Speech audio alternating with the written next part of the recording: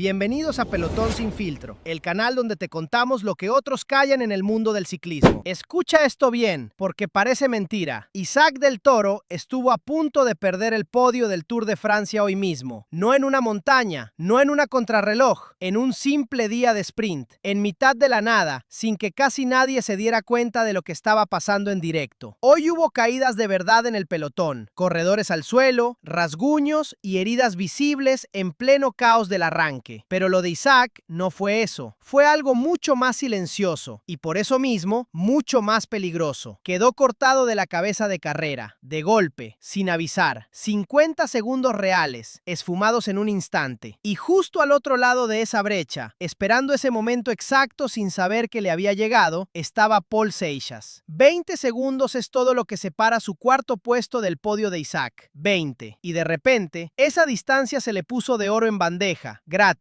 sin atacar en ninguna rampa. Y entonces, justo cuando tenía que apretar el gatillo, pasó lo que nadie se esperaba. Su equipo se quedó completamente paralizado. Ni un movimiento, ni un ataque, nada de nada. Isaac se reenganchó con una calma que da miedo, como si el peligro nunca hubiera existido. Hoy te voy a contar tres cosas. La primera, cómo se formó el caos de escapada más largo y más nervioso de todo este tour, con 16 hombres jugándose la etapa desde muy lejos. La segunda, el momento exacto en el que Isaac estuvo más cerca de sufrir un desastre en la general y por qué Seixas dejó pasar la ocasión de su vida. Y la tercera, quédate hasta el final porque es la que de verdad importa. Lo que ese momento de parálisis dice sobre lo que le espera a Seixas 15 días antes de las etapas que van a decidir este tour. Pero antes de arrancar, si te gusta este contenido sobre ciclismo sin filtro, dale like al video, suscríbete al canal y activa la campanita para no perderte ninguna actualización. Esto me ayuda enormemente a seguir trayéndote las últimas noticias del ciclismo cada semana. Ahora sí, vamos ya directos al lío. Pon las cartas sobre la mesa antes de meternos en el caos de hoy. Pogačar líder, Evenepoel segundo a 4 minutos y 32 segundos. Isaac tercero a 6 minutos y 51 segundos. Y Seixas cuarto a solo 20 segundos de Isaac. Guárdate ese número, 20 segundos, porque es el margen más ajustado de toda la clasificación general y hoy ha estado a punto de esfumarse en un solo abanico. Y conviene recordar lo que el propio Pogačar dijo antes de tomar la salida esta mañana, porque ahora suena casi profético. El esloveno avisó que esperaba un arranque muy duro y, con suerte, un final más tranquilo, aunque reconoció que nunca se sabe con estas etapas de perfil engañoso. Añadió que el UAE no se iba a involucrar a fondo, salvo que la situación lo exigiera. Nadie podía imaginar entonces que esa misma frase se aplicaría, minutos después, al propio Isaac quedándose cortado en un abanico. Y antes de la salida de hoy, hubo otro detalle curioso que confirma el momento que está viviendo Isaac en este tour. Según los propios medios especializados presentes en la firma de salida, el autobús del UAE Team Emirates atrajo tanta expectación de aficionados como el del propio maillot amarillo, solo comparable al revuelo generado alrededor del autobús de Decathlon por la fiebre francesa con Seixas. Isaac ya no es solo un corredor con buenos resultados, se ha convertido en una de las grandes atracciones de este Tour de Francia, a la altura del propio líder de la carrera. Y aquí conviene entender bien por qué ese margen es tan frágil. 20 segundos, en una etapa de casi 175 kilómetros con abanicos, ataques constantes y nervios